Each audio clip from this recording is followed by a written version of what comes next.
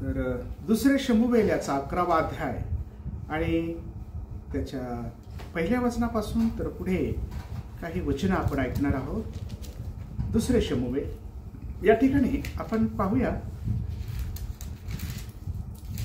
दावीद आणि बथसेबा। आज आपण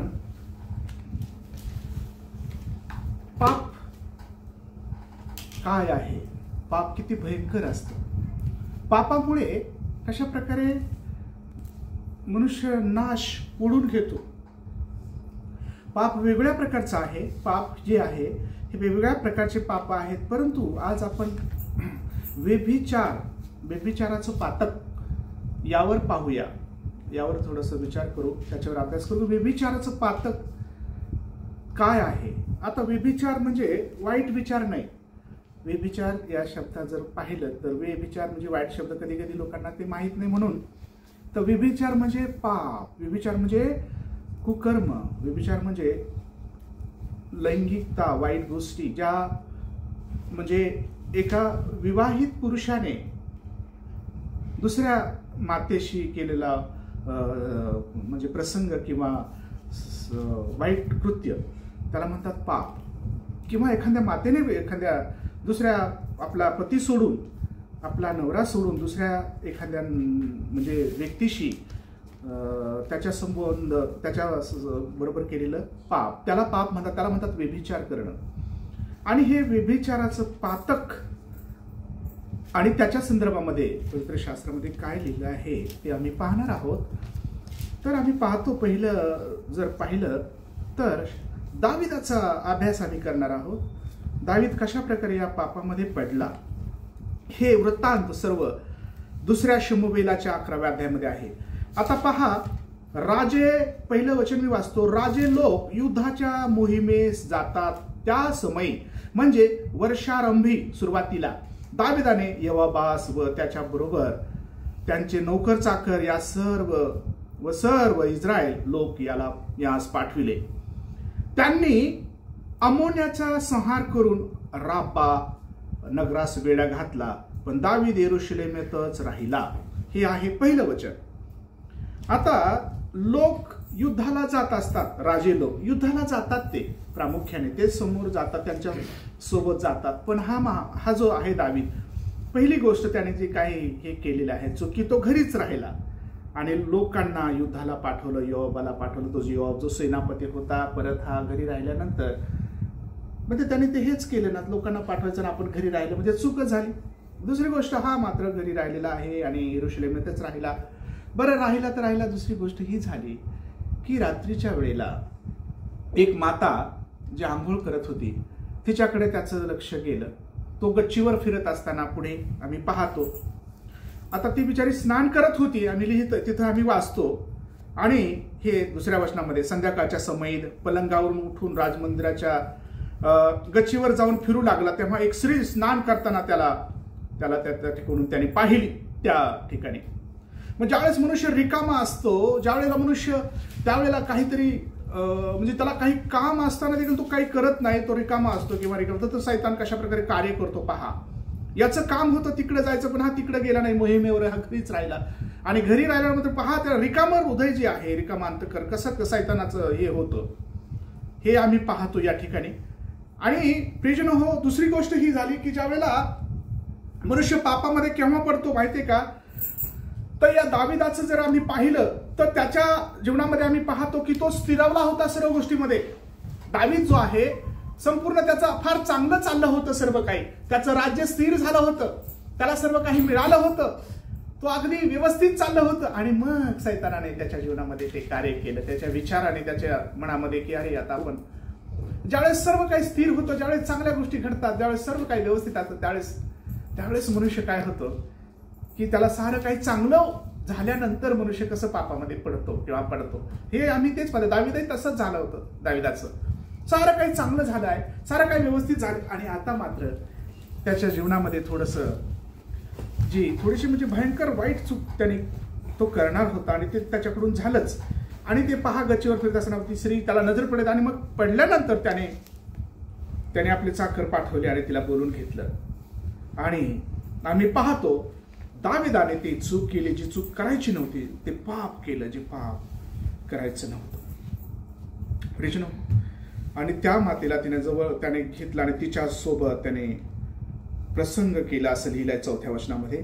आणि ती नुकतीच अशुद्धतेपासून शुद्ध झाली होती, म्हणजे अशुची होती ती, त्यावेळेला ती शुद्ध झाली होती त्याच्यातून, आणि म्हणून तिला स्त्रीधर्म प्राप्त झाला होता असं मी पाहतो. आणि तिला आणल्यानंतर मग झालं असं की त्याच्यापासून, त्याच घटकेपासून तिला तो गर्भ राहिला. आणि आम्ही पाहतो की ती गरोदर राहिली तेव्हा ही गोष्ट तिने सांगितली की मी आता तुझ्यापासून गरोदर आहे. मग हिचा नवरा कुठं होता? या उरिया हित्तीचा. तर हा जो होता हा युद्धावर गेला होता, जे युद्ध करण्याचं होतं. आणि त्या युद्धावर त्या प्रसंगी हा जो उरिया हित्ती याचा तिचा जो नवरा आहे तो मात्र फार चांगला माणूस होता. तो फार फार प्रामाणिक, फार असं त्याचं जर आम्ही पाहिलं तर या वचनांमध्ये तो अगदी समर्पित आणि चांगला व्यक्ती होता. कारण असं लिहिलंय की तो जो आहे तो ज्यावेळेला युद्धावर गेला त्यावेळी त्याला बोलवण्यात आलं की त्याला, दाविदाला असं वाटलं की आता इथं गरोदर आहे, मग एक काम करा, त्याला बोलवून घ्या. त्याने बोलवलं. कोणाला बोलवलं? या उरिया हित्तीला. आणि उरिया हित्तीला बोलवल्यानंतर उरिया हित्तीला त्याने सांगितलं तू जा आणि घरी जाऊन आराम कर आता थोडंसं काही. तर तो काय आहे की तो आपल्या पत्नी सोबत गेला नाही उरिया हित्ती. आणि त्याला दाविदाने पाहिलं की हा तर त्याच्या घरी गेला नाही. तो का दाविदाला वाटलं होतं याच्यावर हे ढकलून जाईल, याला होऊन जाईल, ते बाळ आपलं नाही त्याचंच आहे असं त्याला वाटेल. कारण मग त्याच्यामुळं त्याला बोलून आणलं, तो त्याच्यासोबत राहील, रात्र घालवील असं त्याला वाटत होतं. परंतु आम्ही पाहतो या दाविदाचा जो कट आहे की त्याला बोलून आणण्याचा तो, परंतु झालं असं की तो मात्र त्याच्या पत्नीजवळ त्या रात्री गेला नाही. आणि मग त्याला वाईट वाटलं की का गेला नाही. परत त्याने काय केलं, आम्ही पाहतो की त्याला दारू पाजली. पहा दाविदाचं काम. त्याला दारू पाजल्यानंतर असं हे 11 वचन आहे, 11:11 मध्ये जर वाचलं तुम्ही तर तिथे तुम्हाला मिळेल की त्याला दारू पाजल्यानंतर की त्याला दाविदाने त्याला पाजल्यानंतर असं झालं की त्याला वाटलं हा तिथे निजेल, परंतु तो तिथं तरी देखील निजला नाही. परंतु आम्ही पाहतो त्याने काय म्हटलं. आता तो म्हणतो की कोश इस्रायल व यहुदा मांडवात राहत आहेत आणि माझा धनी योवाब व माझ्या धन्याचे सेवक खुल्या मैदानात तळ देऊन आहेत. असे असताना मी घरी जाऊन खाऊ पिऊ आणि मग आपल्या स्त्रीबरोबर निजू काय? आपल्या जीविताची शपथ, आपल्या प्राणाची शपथ, मी असले काम करणार नाही. पहा म्हणजे तो किती चांगला होता. हे तुम्हाला म्हटलं ना मी, उरिया हित्ती कशाहून चांगला होता की तो इतका चांगला होता की तो आपल्या लोकांची पर्वा करतो. योवाब आणि त्याचे सोबती तिकडे युद्ध करतायत, मी मात्र माझ्या ह्याच्या करताय, मी मात्र इथं ठीक आहे बाबा प्यायचं, मग आता हे खाणं पिणं, पण हे मात्र मला नको असं त्याला वाटलं आणि तो तिथं गेला नाही. आता ही तर गरोदर होती याच्यापासून. मग भानगड अशी झाली की दाविदाला फार हे वाटलं की आता हे माझ्यावरच येईल. आणि म्हणून दाविदाने जे पाप सुरुवातीला व्यभिचाराचं केलं होतं तर ते परत दुसरं एक पाप करण्यासाठी त्याच्या मनाने हे केलं त्याला की आता याला आपण दुसरा उपाय नाही, याला मारायचा. आणि प्रियजन हो, दावीद जो म्हणतात की फार समर्पित होता, परंतु तो किती चुकणारा होता, किती त्याला चुकला तो, हे आम्ही इथं वाचतो. आणि हे फार दुःख देणार आहे दाविदाबद्दल आपण ज्यावेळेस वाचतो त्यावेळेला. तर प्रियजन हो, हे फार दुःखाची गोष्ट आहे. दाविदाने काय केलं, त्याला एक पत्र त्याने म्हटलं तू रवाना, आता तू जाऊ नकोस, मी ज्यावेळेस तुला पाठवेल त्यावेळेस जा. आणि त्याच्याच हातामध्ये ते पत्र दिलं, लेटर दिलं आणि त्यामध्ये लिहिलं की योवाबाला तंबळ युद्धाच्या समोर ठेवा आणि मागे हटा म्हणजे तो मरेल. असं हा दाविदाने दुसरं पाप केलं, जो म्हणजे खुनाचं पाप आहे. खून, दुसरा एक खून, निर्दोष व्यक्तीला मारण्याचं खूप म्हणजे पाप दाविदाने इथे दुसरं एक पाप केलेलं आहे. हे तर पहिलं झालं व्यभिचार, त्याची बायको त्याला त्याच्या जी घरात घ्यायचं नाही, परस्त्रीवर, असं आम्ही पाहतो. अनुवादाचं जर पुस्तक आम्ही पाहिलं याचा 5वा अध्याय 18 वचनामध्ये आज्ञा आहे देवबापाची की व्यभिचार करू नको. हे व्यभिचार म्हणजे परस्त्रीवर डोळा ठेवणंच हे पाप आहे.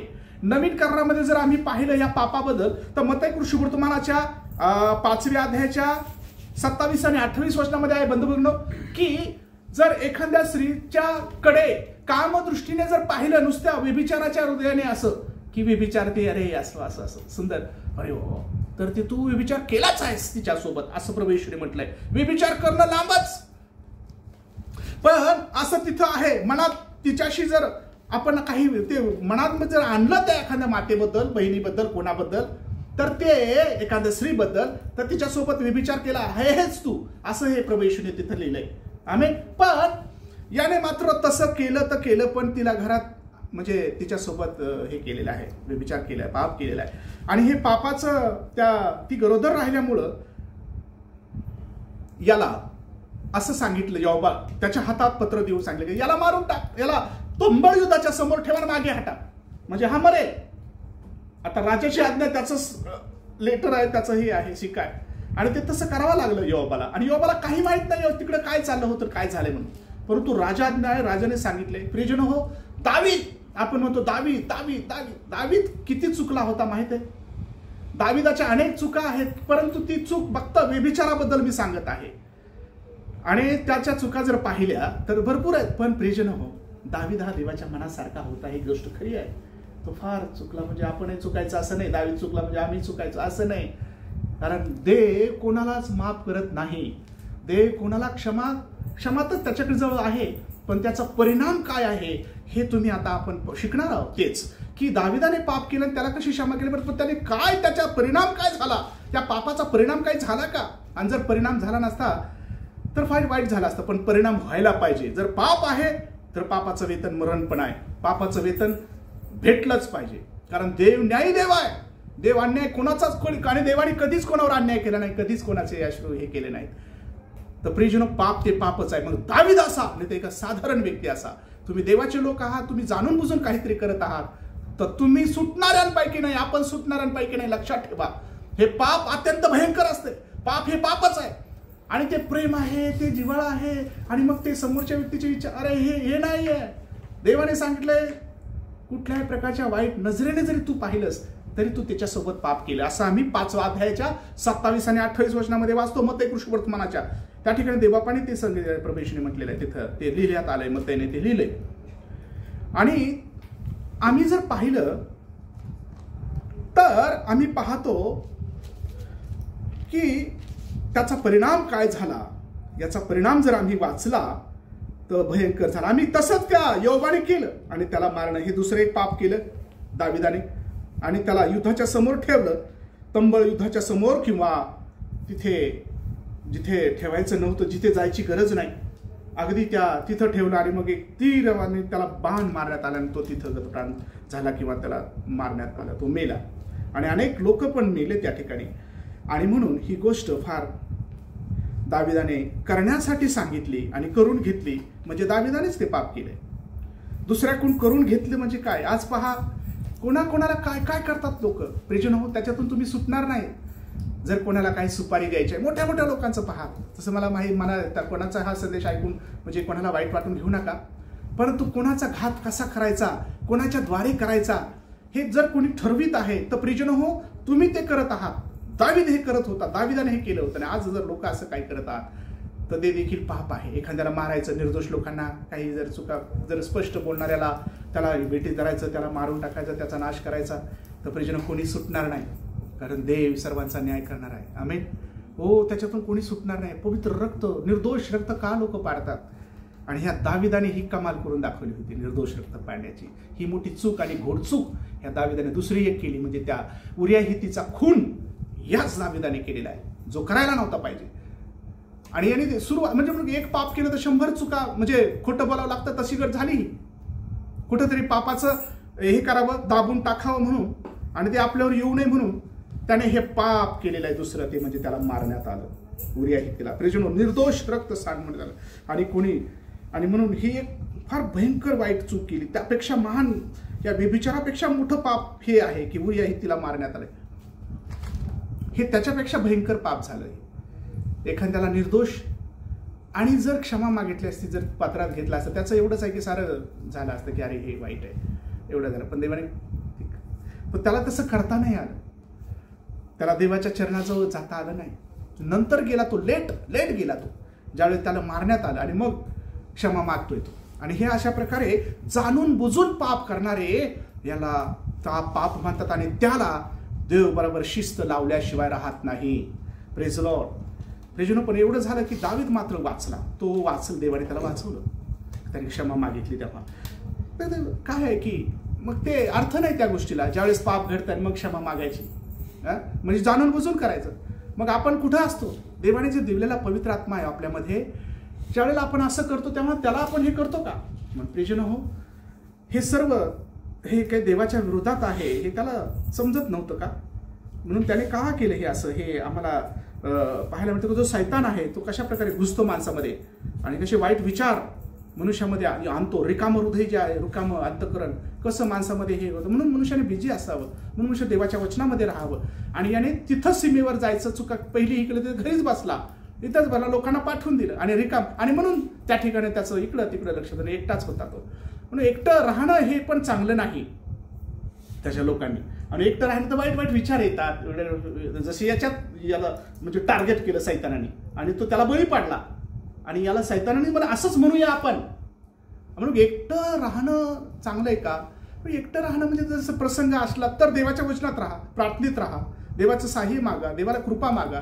इकडं तिकडं असं मन फिरू नका, इकडं तिकडं हे जे काही हे हिंडायचं हे आहे, फिरायचं हे आहे, हे बंद करा. कारण याच्यामुळंच वाईट विचार घुसू शकतात, राईट? तेव्हा आम्ही पुढं पाहतो की याने त्याला मारण्यासाठी हे केलेलं आहे, पत्र लिहिलं आणि त्याला मारण्यात त्याचा मृत्यू झालेला आहे अशा प्रकारे. आणि त्या मातेला ज्यावेळेस समजलं उरिया हित्तीच्या बायकोला अर्थात बतसेबाला, त्यावेळेस ती रडू लागली. नवऱ्यासाठी खूप शोक केला तिने. आणि मग तिचे शोकाचे दिवस 27 वचन 11 अध्यायाचे 2 शमूएल शोक संपल्यानंतर दाविदाने असे केले की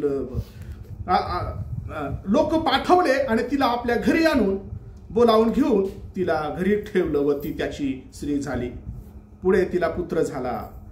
पण दाविदाने हे कृत्य जे केलेले आहे ते त्यावरून परमेश्वराची त्याचवर इतराजी झाली. म्हणजे तो नाराज झाला किंवा देव दुःखी झाला. त्याने देवाला ते आवडले, कसं आवडेल? आणि देव खपून घेत नाही, देवाने खपून घेतलं नाही. देव या ठिकाणी, देवाने त्या ठिकाणी ते पाहिलं की हे सर्व काही दाविदाचं काय चाललंय, काय करत आहे. मनासारखा व्यक्ती, देवाने ज्याने डोळ्याच्या बाहुलीसारखा ज्याला सांभाळलंय, ज्याला शिरडा मेंढराच्या मधून आणलेलं आहे, जो असं रस्त्यावर म्हणजे म्हणता येईल त्याला तसं, त्याला तिथून आणले फार वाईट परिस्थितीतून, जो सर्वात लहान आहे, ज्याचं काहीच येत नाही, ज्याचं म्हणजे, परंतु देवाने त्याला किती मोठं बनवलं आणि तो देखील चुकलेला आहे, त्याने देखील पाप केलेला आहे. आणि म्हणून प्रियजन हो, आम्ही पाप आणि पापाचा परिणाम काय आहे हे जर आम्ही पाहिलं तर आम्ही पाहतो की देवाचं वचन आम्हाला सांगतं की सर्वांनी पाप केलेलं आहे, ते देवाच्या गौरवाला उणे पडलेलं आहे. Praise Lord. असं आम्ही जर वाचतो बायबलमध्ये, रोमकरास पत्र याचा 3 अध्याय 23 वचनामध्ये सर्वांनी पाहिले. आता पहिले राजे 3 अध्याय 46 वचन, क्षमा करा, 8 अध्याय, पहिले राजे याचा 8 अध्यायाने 46 वचनामध्ये देखील आहे सर्वांनी पाप केले. रोम 3:23 मध्ये आम्ही ते वाचतो, आपल्याला सर्वांना माहिती आहे. आणि म्हणून प्रियजनो की पाप जर आहे तर पाप देव खपून घेत नाही. जरी पाप केलं, सर्व आम्ही पापीच आहोत, तर मग काय जर खपून घेत नाही वैयक्तिक पाप, जर जाणून बुजून काही केलं तर. आम्ही पाहतो की एका मनुष्याने पाप केलेलं आहे. आणि कसं पापाचं गणनाचं पुस्तक 16व्या अध्यायामध्ये आणि 22व्या वचनामध्ये, 16व्या अध्यायाच्या 22, तर पाप एका व्यक्तीने पाप केलं आणि पाप कसं पसरलं, त्याचा परिणाम काय झाला म्हणून ते देखील आम्ही पाहतो. आणि तरी देवी एका मनुष्याने केलेल्या पापामुळं त्या ठिकाणी गणनाच्या पुस्तकात जर तुम्हाला वाचण्यात आलं तर वाचा लवकर, 16व्या अध्याय 22 वचन. एका मनुष्याने पाप केले आणि उत्पत्ती निर्गम लेवी गणना 16.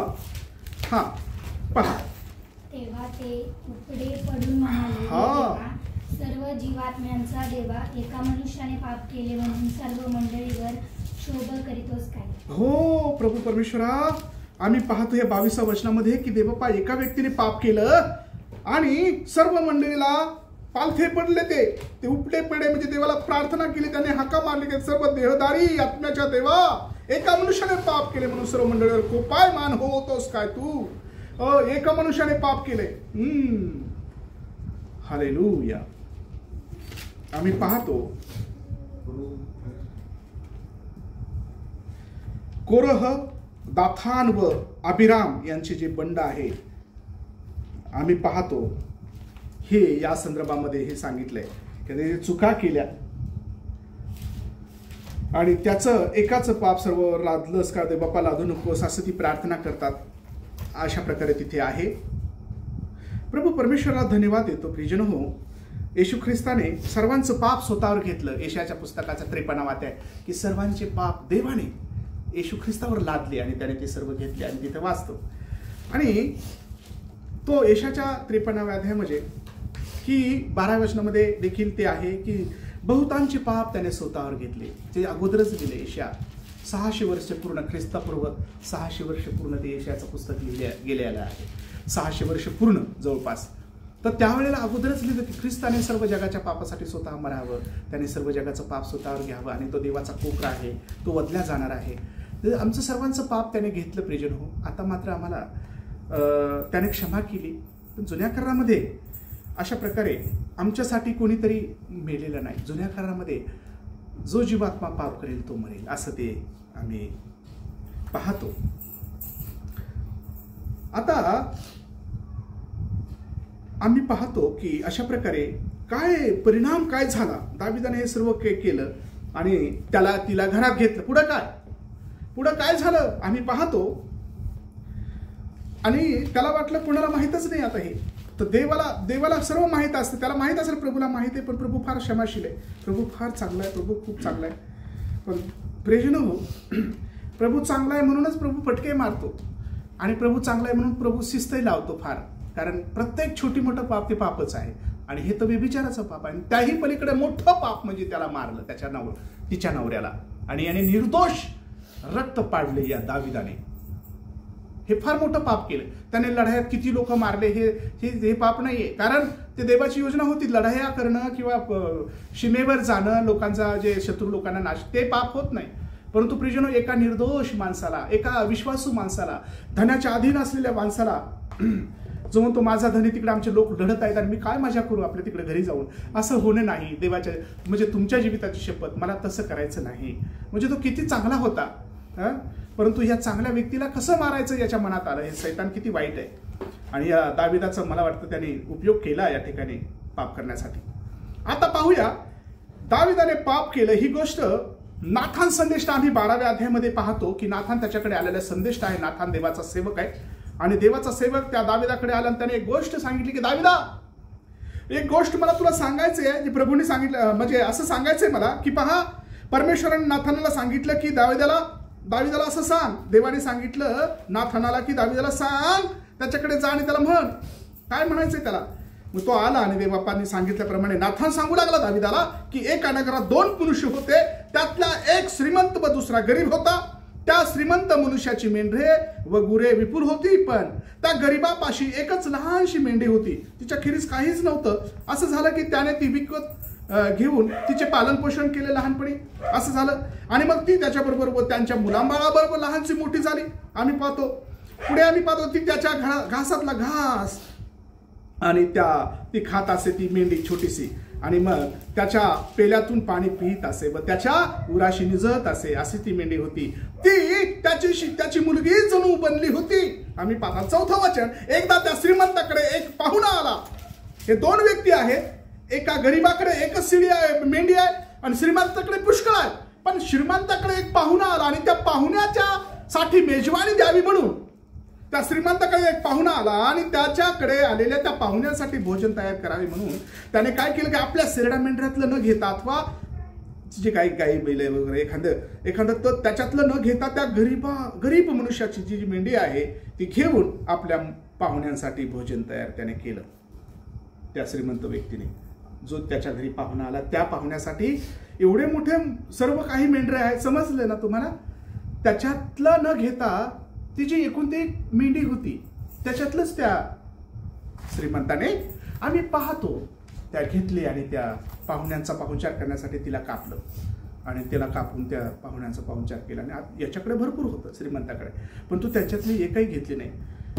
ही दाविदाला जे नाथानाने गोष्ट सांगितली, प्रभूने जसं सांगितलं तसं नाथानाने सांगितलं. झालं असं, दावीद म्हणाला की कोण आहे तो व्यक्ती?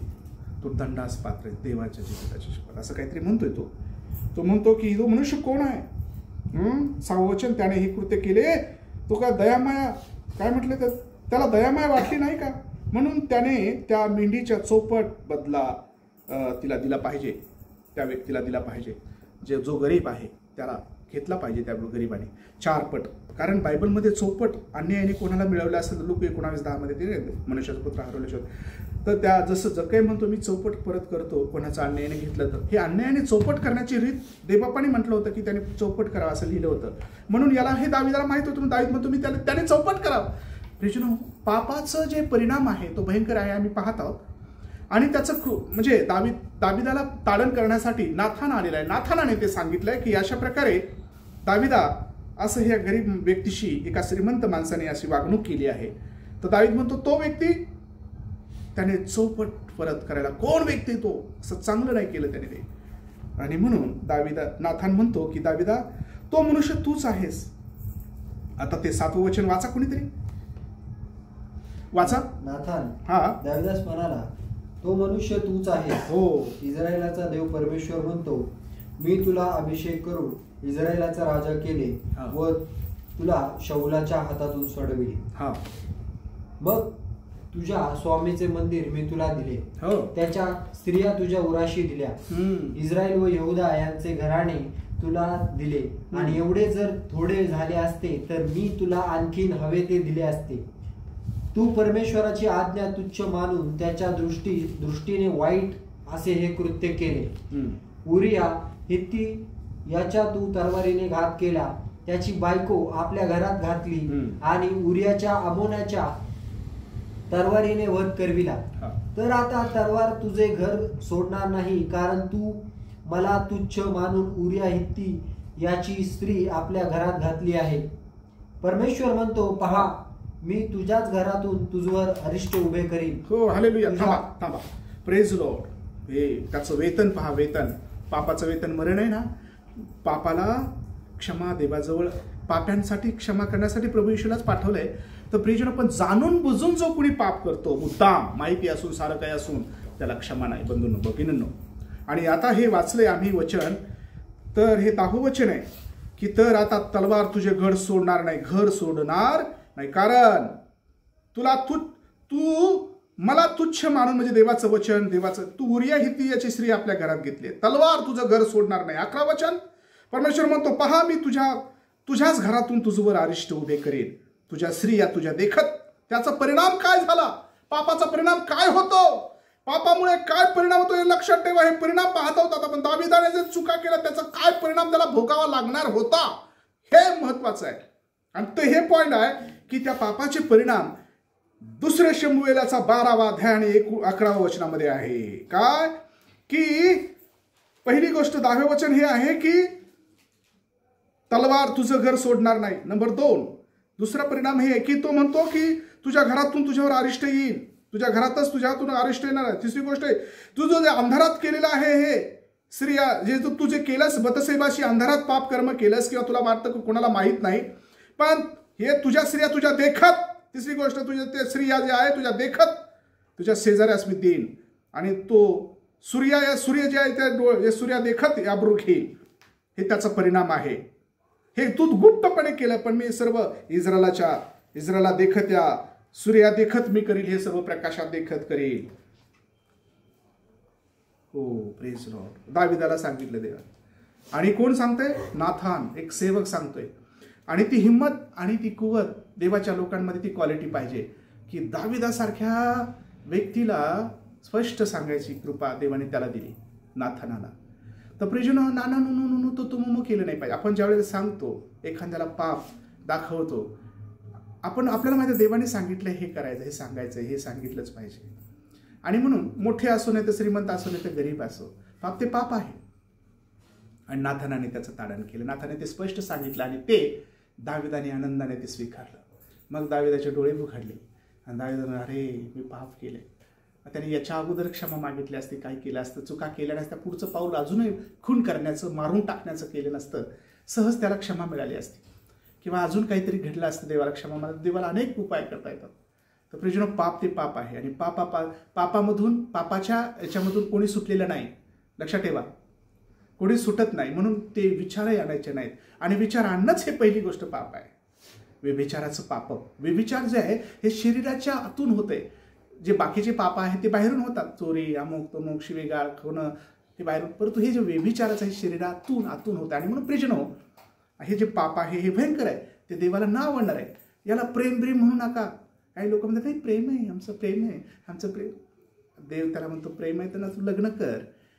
देवाची इच्छा आहे की तसं राहू नये, जळत राहण्यापेक्षा किंवा असं कुजत राहण्यापेक्षा किंवा तू हे कर, काहीतरी लग्न करा कुठं. तुम्हाला आई वडील सांगतात की मुलगा आहे बाबा चांगला, मग तसं राहू नये. संत पाऊल म्हणतो ना, तसं हे करण्यापेक्षा स्वतःवर जर संयम नाही तर लग्न करावं. परंतु याचं मात्र दाविदाला अनेक स्त्रिया होत्या. आणि म्हणून दावीद हा राजा होता. राजा हमकरस कायदा होता त्याच्याजवळ, सर्व काय मी करेल तेच पूर्व दिशा. परंतु चुकीची गोष्ट कशी त्याने केली आणि त्याचा परिणाम काय आहे होणार आहे ही नाथान सांगतो. आणि तसंच झालं. हे तसं झालं का? हो, हे असंच झालं जसं नाथान म्हणाला होता. तर आम्ही पाहणार आहोत त्याचा परिणाम काय. पापाचा परिणाम मरण आहे. ओ हालेलुया, मरण आहे. पापाचा परिणाम चांगला नाही बंधू भगिनींनो. छोटं का होईना पाप आहे ना, ते पापच आहे. छोटी चूक आहे ते चूकच आहे. आणि देवाच्या दृष्टिकोनातून जाणून बुजून केलं ते महाभयंकर पाप आहे आणि त्याला देव क्षमा करत नाही. आणि म्हणून आता दाविदाच्या जीवनामध्ये कशा प्रकारे म्हणजे देवाचा फटका, देवाचं छडी, देवाचं जे न्याय त्याच्यावर प्रगट झाला हे 2 शमूएलच्या 13व्या अध्यायामध्ये आम्ही पाहतो. आणि ह्या 13व्या अध्याय लगेच आम्ही पाहतो ते होत काय नाही तर त्याला वेळ नाही तो देवाजवळ त्याला हे करण्यासाठी, पनिशमेंट करण्यासाठी. पहा 13व्या अध्यायाचं पहिलं वचन. नाही 2 शमूएल 13वा अध्याय आणि पहिलं वचन. हो, त्यानंतर असे झाले की दाविदाचा पुत्र अबशालोम याची एक सुंदर बहीण होती, तिचे नाव तामार. दाविदाची पुत्र अमोन हा तिजवर मोहित झाला. पहा आता हे दाविदाचा पुत्र कोण आहे? अबशालोमन. आणि त्याची एक बहीण होती दाविदाच्या पुत्र अबशालोमन. त्याची बहीण म्हणजे कोण आली? ही दाविदाची मुलगी. आणि हे कोण आले? बहीण भाऊ, राईट. बर, आता दुसरे दाविदाचा दुसरा एक पुत्र होता, त्याचं नाव होतं अमोन. हा तिजवर मोहित झाला. आता पहा अमोन, तिचे नाव तामार होते, जी बळीचा बकरा झाली घेण्या देण्याची जी बिचारी, तिचं नाव तामार होतं. पण तिचा एक दाविदाचा एक दुसरा एक मुलगा, त्याचं नाव अमोन, हा तिजवर मोहित झाला. हे आहे पहिलं वचन 13व्या अध्यायाचं. हे कसं झालं? त्याने म्हटलं ना, मी उघड्यात करीन, तू अंधारात केलंस. प्रियजनो, पाप ते पाप आहे. दाविदाने पाप केलं आणि त्याने क्षमा मागितली, त्याला क्षमा केली. आणि ते आम्ही सर्व वाचतो 51 स्तोत्रामध्ये. अरे नाही, त्याचा परिणामाचा काय झालाय? त्या परिणाम काय भोगावं लागतंय लक्षात ठेवा. तुम्ही म्हणाल नाही काय नाही, कोणाला माहित नाही काय नाही. अरे हे देवाला माहिती आहे. देव त्याच्या लोकांना सोडत नाही कधी. मग तुम्ही दाविदासारखे महान पराक्रमी वीर असा नाही तर देवाच्या जवळचे असा. अनेक सेवक वर्ग पडलेत कशामुळे? एक तर पैसा, एक तर स्त्री आणि एक लबाड्या, याच्यामुळे अनेक लोक धुळीस मिळालेत. म्हणून या सर्व वाईट गोष्टीपासून आम्ही दूर राहिलं पाहिजे, जे देवाला आवडत नाही. खोटी गोष्ट छोटी असू नये त्यामुळे ती खोटी आहे, ती चुकीची आहे, ती देवाला न आवडणारी आहे. म्हणून प्रियजनो, देवाच्या लोकांनो, या पापापासून परावृत्त व्हा. व्यभिचाराचं पातक कसं मनुष्याला नाश करवतं. आणि म्हणून प्रियजनो, आम्ही जर पाहिलं तर या बहीण भाऊच्या जे आहे कधीच कसं काय बसेल ते मन एकमेकावर. कारण बायबलमध्ये लिहिलंय की तू आपल्या सख्या बहिणीच्या चुलत बहिणीवरही डोळा ठेवू नकोस, त्या सावत्र बहिणीकडे जाऊ नकोस, कारण ती तुझी बहीण आहे, तुझ्या बापाची सावत्र बहीण आहे, लेकरू आहे, तुझी सावत्र बहीण आहे, असं बायबलमध्ये आम्ही वाचतो ना जुन्या करारामध्ये. हे सर्व माहीत असताना कसं झालं? कारण ते होऊ दिलं देवाने. कारण त्याचा परिणाम त्याला दाखवायचा होता देवाला. म्हणून देव फटके मारणार आहे. आणि ते जसं देवाचा सेवक बोलत होता तसं घडत होतं. आणि आम्ही पाहिलं की या अबशालोमाने काय केलं? एका चांगल्या मित्राचं हे करून सल्ला घेऊन त्या तामरेला बोलून घेतलं आणि तिला म्हटलं, मी आजारी पडल्याचं सोंग त्याने घेतलं. त्याने दुसऱ्याने सांगितलं की तू असं कर. आणि मग आजारी पडल्याचं सोंग घेतलं. त्याला म्हणा त्या तामरेला पाठवा, मला तिच्या हाताने जेवायचे आणि मी जेवू इच्छितो तिच्या हाताने, मला जरा. आणि दाविदाला सांगितलं की तिला पाठवा. म्हणजे पहा, दाविदाला सांगण्यात आलं की तिला पाठव. काय हे तुम्ही म्हणता कुठे? आणि हा जो सीमा होता दाविदाचा भाऊ, त्याचा जो मुलगा दाविदाचा भाऊ सीमा याचा पुत्र तो मोठा चतुर होता. अमोनाचा नादाब नावाचा एक मित्र होता. अमोनाचा नादाब नावाचा एक मित्र होता. 3 वचन 13:3.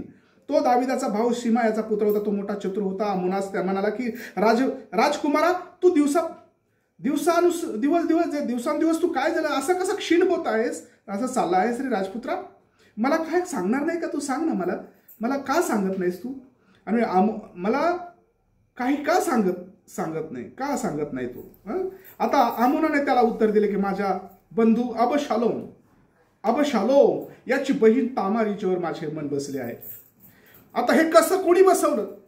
कोण सैतान कसं कार्य करायला? कसं ऑर्डर कुठून मिळाली? आणि मग खुशाल देव ऑर्डर देतो, चाल हे होऊ दे. आता पहा काय, हे जर आम्ही पाहिलं ते असं घडायला नव्हतं पाहिजे, पण हे घडू दिलं देवा, होऊ देतो का त्याचा परिणाम वाईट होणार होता. आणि म्हणून खऱ्या अर्थाने हे चांगलं नाही. नादाब त्यास म्हणाला, तू आपल्या पलंगावर निजून राहा आणि मग आजाराचं मिश कर. आणि मग असं म्हणायचं आहे की अन्न सेवन करू नकोस. आणि मग अमोन ज्यावेळेला तू अमोनाने अंथरुणावर पाहून आजाराचे मिश केले अमोनाने. आणि राजा त्याच्या म्हणजे चाकरास राजा त्याच्या समाचाराला गेला. कोण राजा होता? दावीद. आणि मग तेव्हा अमोन राजास म्हणाला की एवढे करा, माझी बहीण तामारीने माझ्याकडे येऊन 2 पोळ्या माझ्या देखत तयार कराव्या, म्हणजे मी त्यांची त्या मी खाईन, तिच्या हातून मी खाईन. दाविदाने गृहात तामारेला सांगून पाठविले की तुझा भाऊ अमोन याच्या घरी जा व त्याच्यासाठी अन्न तयार कर. कोणी सांगितले? दाविदाच्या हातून पाठवता येतो. दाविदाच्या हातून किती नवलाची गोष्ट आहे, पाहिलं का? दाविदाच्या हातून ते करवत आहे प्रभू. आणि हा जो अमोन आहे, दाविदाचाच मुलगा आहे हा. आणि जी तामार आहे ती पण दाविदाचीच मुलगी आहे. हे पाहिलं ना त्या पापाचं कसं झालं. आणि त्याने तिच्या जवळ तो गेला, तिची आबरू घेतली त्याने, आणि तिच्यासोबत त्याने व्यभिचार केला, त्याने पापकर्म केलं. आणि हे ज्या वेळेला दाविदाला समजलं त्यावेळेला दावीद फार दुःखी झाला. पण फायदा नाही ना. त्याला सांगितलं होतं देवाने नाथानाच्या द्वारे असं सगळे, ते सर्व वाचायला वेळ नाही आपल्याकडं. परंतु आम्ही जर पाहिलं, आता क्रोध आला दाविदाला. 21 वचन आहे, 13-21. या सर्व गोष्टी वाचा. 21. या सर्व गोष्टी दावीद राजाच्या कानी आल्या, तेव्हा त्यास फार क्रोध झाला. क्रोध आला. अबशालोम. बस. हो. त्याला क्रोध आला. आता क्रोध नाही येणार तर काय होईल? वाईट वाटलं. पण त्याने अगोदरच पाहिलं पाहिजे की आपण काय केलेलं आहे. हे डिटेल्स अभ्यास आम्ही पाहत असताना तुम्हाला त्याची काय, म्हणजे कधी कधी लोकांना वाटतं की कसं काय दाखवावं, कसं सांगावं. तर प्रियजनो, पापामुळे फार वाईट गोष्ट घडतात आणि त्याचा परिणाम फार भयंकर आहे. आणि ज्यावेळेला त्याने खरोखर पश्चाताप केला, देवाजवळ रडला तो, आणि त्याचा परिणाम हे तर झालाच, एवढं सारं झालं. पण देवाचा आत्मा दाविदामधून निघून गेला होता. हा दाविदाला असं देवाने असं ठेवलं होतं रिकामं. हे कुठे तुम्ही म्हणाल, कसं काय म्हणता? हे कुठे की देवाला पवित्र आत्मा त्याला सोडून गेला होता. ज्यावेळेस पाप घडतं त्यावेळेस देवाचा आत्मा राहत नाही. हालेलुया म्हणा. ओ आमेन. पवित्र आत्मा तिथे राहत नाही. देवाच्या आत्म्याने त्याला सोडून गेला आणि मग त्याने पश्चाताप केला.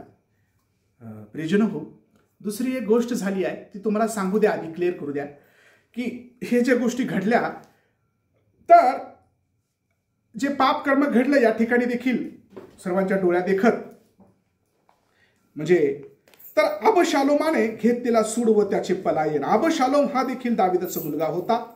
आणि अबशालोमाला समजले की माझी बहीण तामार हिच्यासोबत ज्या अमोनाने जे काही कृत्य केले ते भयंकर आहे.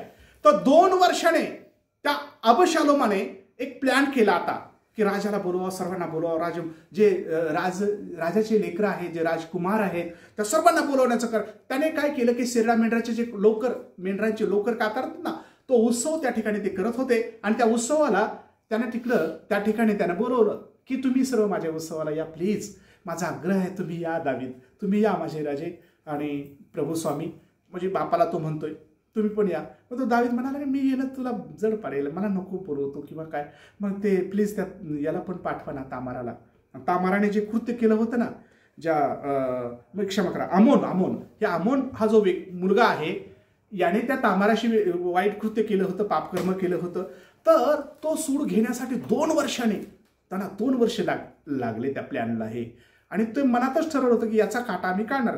आणि प्रियजन हो, जसं ते बोलला होता तसं झालं. आणि त्या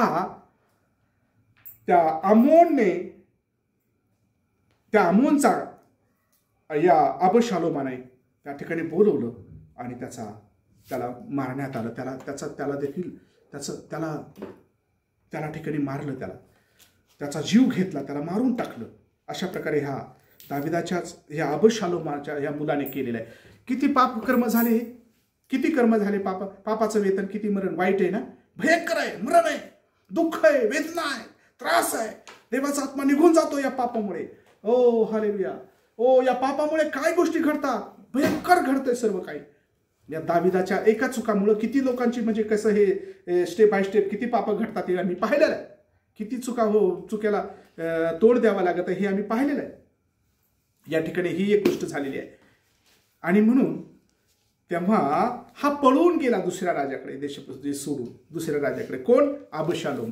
आणि ही त्याला बातमी आली त्यावेळी देखील त्याला खूप दुःख वाटलं की अरे सर्वच जे राजपुत्र मारून टाकलेत का अबशालोमाने? तर सर्व नाही, तर फक्त त्या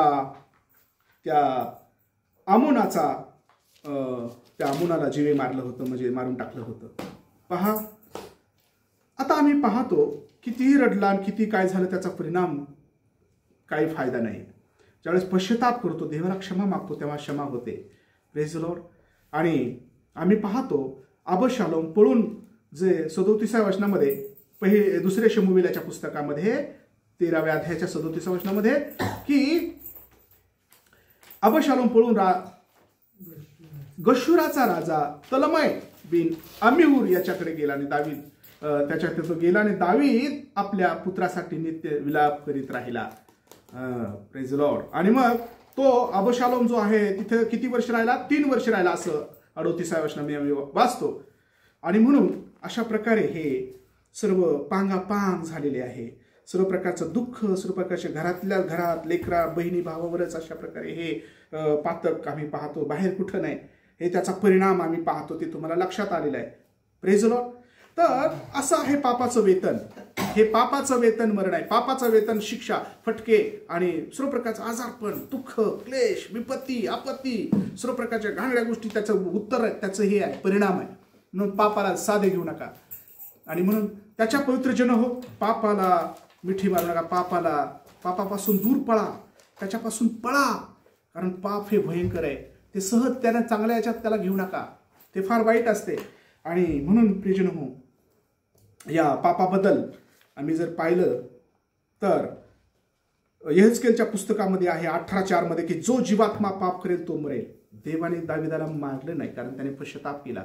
आम्ही 51 स्तोत्रामध्ये जर पाहिलं तर 51 स्तोत्रामध्ये त्याने क्षमा मागितली. ज्या वेळेला ही चूक त्याने केली होती, पाप केलं होतं, बत्सेबाची समागम आणि विचाराचं पातक, आणि त्याने क्षमा मागली. देवा तू पवित्र आत्मा माझ्यामध्ये जाऊ देऊ नकोस. त्याने ज्यावेळेस क्षमा तर त्याने केली, परंतु देव ज्यावेळेस पाप घडतं त्यावेळेला काय होतं, त्याचा परिणाम काय आहे?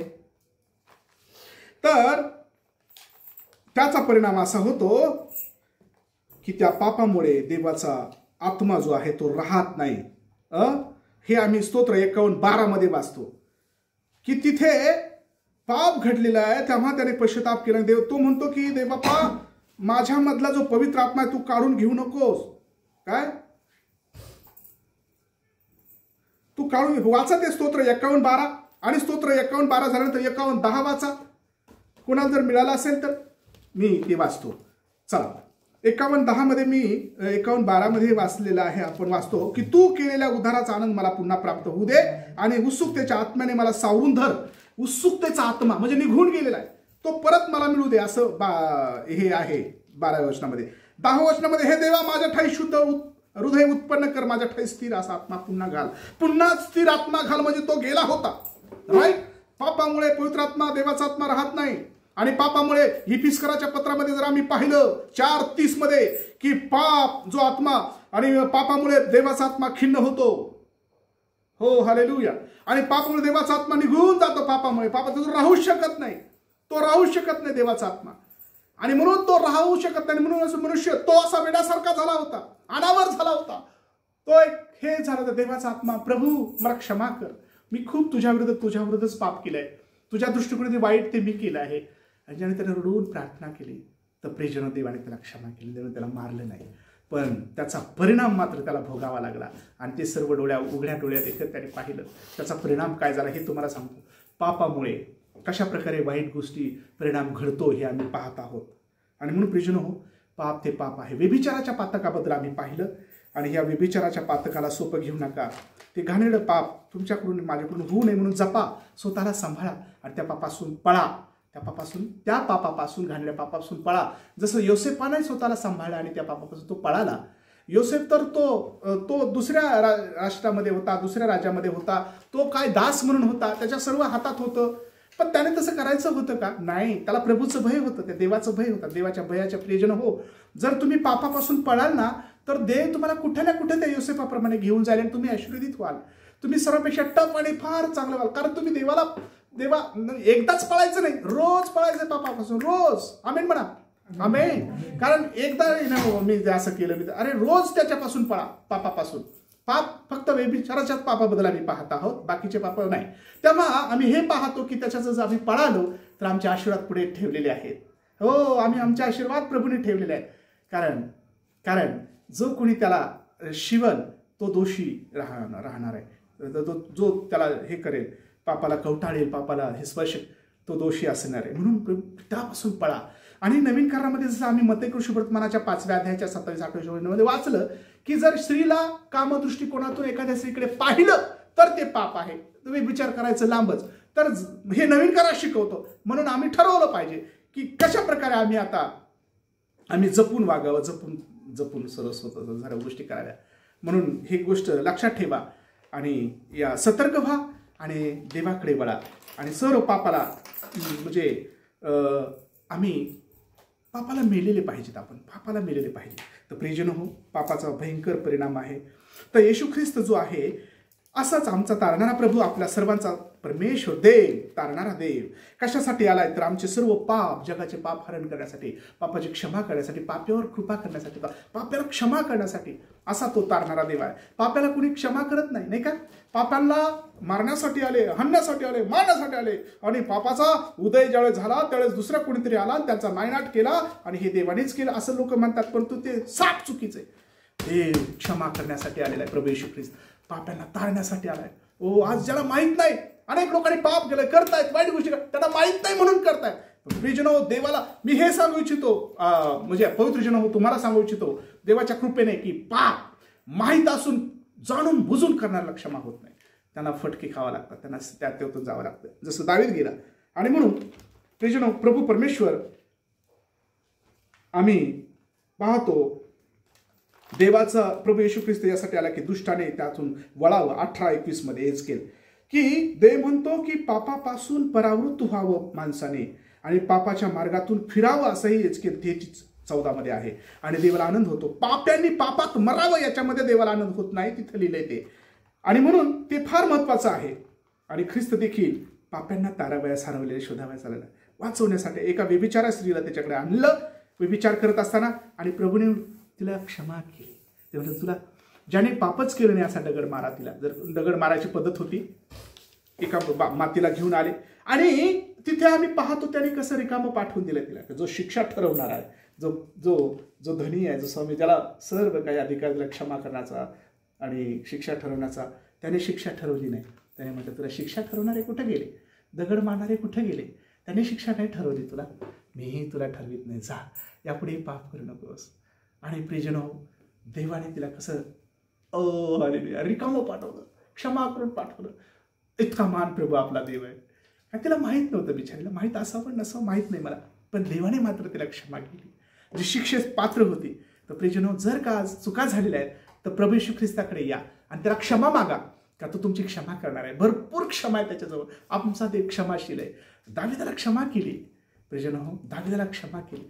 परंतु मी हे सांगू इच्छितो ठामपणे की पवित्र जनाने चुका करू नये. त्याला फटके खायला मग तयार राहा. आणि ते देवाचे फटके आहेत. तुम्हाला वाटत नाही कोणाला माहीतच नाही, कोणाला माहीतच नाही, पण देवाला सारं माहीत आहे, लक्षात ठेवा. आणि म्हणून पापाचं वेतन मरण आहे, वाईट आहे. तर ही गोष्ट फार हे घ्या, सिरियसली घ्या की पाप देवाच्या दृष्टिकोनातून ते पाप आहे. देव त्याला क्षमा करतो, पण त्याला फार फटके खावा लागतात. आणि मग पण बरं झालं दावीद काही झालं नाही, दावीदाला वारलं नाही. आणि म्हणून सतर्क व्हा. आणि ख्रिस्त येशूने पापासाठी प्राण दिला, आपलं जीवन दिलं आणि सर्व प्राण दिलाच त्याने मरण स्वीकारून त्याने पवित्र रक्त सांडवलं यासाठी की आमच्या पापाच्यासाठी, माझ्या पापात कसं, माझ्या पापासाठी, सर्व जगाच्या पापासाठी प्रभू येशू ख्रिस्ताने रक्त सांडवलं. त्याच्या पवित्र रक्ताच्या द्वारे क्षमा आहे त्याच्या रक्त, म्हणून त्याने रक्त सांडवलंय, उगाच नाही सांडवलं. त्याने रक्त यासाठी सांडवलं त्याच्या पवित्र रक्ताच्या द्वारे माझ्या पापाची क्षमा होते म्हणून. हालेलुया, आमेन, आमेन म्हणा. आमेन. आणि म्हणून त्याने त्याच्या पवित्र रक्ताच्या द्वारे आम्हाला विकत घेतलं आणि शुद्ध केलंय, पवित्र केलं. आम्ही पवित्र ठरला, त्याने रक्त सांडवले. आमचे सर्व घाणेरडे पाप जुने पुसून टाकले त्याने. आम्ही त्याच्या रक्ताच्या द्वारे आम्ही शुद्ध झालो. सर्व जगाच्या पापासाठी ख्रिस्ताने पवित्र, निर्दोष, निष्कलंक रक्त सांडवलंय. त्याच्या रक्ताच्या द्वारे आम्हाला क्षमा मिळाली. आमेन. आणि म्हणून हे माझंच नाही तर सर्व जगाचं पाप स्वतःवर घेतलं. यशा 53 वाचा, तिथलं सर्व जगाचं पाप स्वतःवर घेतलं देवबापाने. आणि त्याने म्हणजे प्रभू पूर्ण झाले आहे, मी माझा आत्मा तुझ्या हाती सोपवतो. हालेलुया, आमेन. आणि त्याने प्राण दिला आणि परत तिसऱ्या दिवशी जिवंत झाला. जिवंत देव जो तुमच्यावर प्रेम करतो, येशू त्याचं नाव आहे, जो पातक्यांना क्षमा करतो, क्षमाशील देव आहे. क्षमा, अनेक चुकांची क्षमा करणारा, पापांची क्षमा करणार देव, त्याच्याकडे या, त्याला क्षमा मागा. त्याने त्यासाठीच प्राण दिला. त्यासाठी तो वाट पाहत आहे की कोण मला म्हणेल की प्रभू मी पापी आहे, मला क्षमा कर, मी आजपर्यंत पाप केलेलं, आतापर्यंत पापातच आहे, पापातच लोळत आहे, घाणेरड्या गोष्टी करत. देवाकडे वळा, क्षमा मागा आणि देव क्षमा करायला समर्थ उदारक आहे. प्रियजनो, जर तुम्ही प्रभूचे लोक आहात तर निश्चित रूपाने तुम्ही ती पापापासून दूर आहात. देव तुम्हाला आशीर्वाद देणार आहे.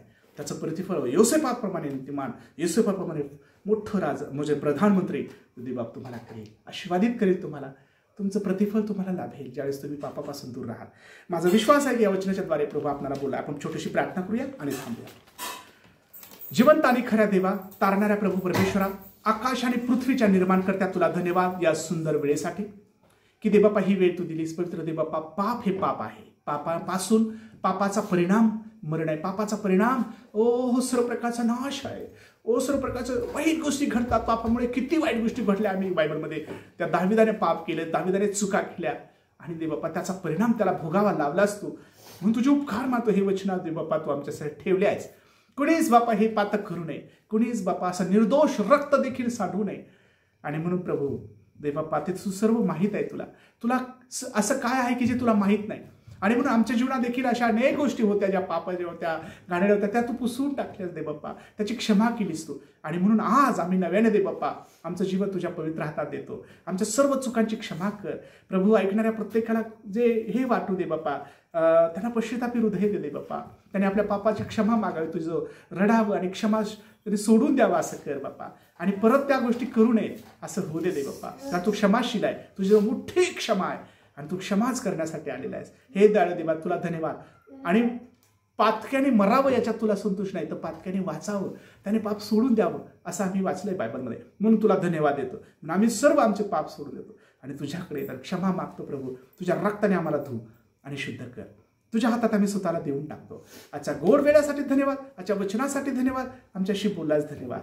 हे दयाळू देवा सर्व गौरव तुला देऊन तारणाऱ्या प्रभू येशू ख्रिस्ताच्या द्वारे प्रार्थना केली पिता आहे. आमेन.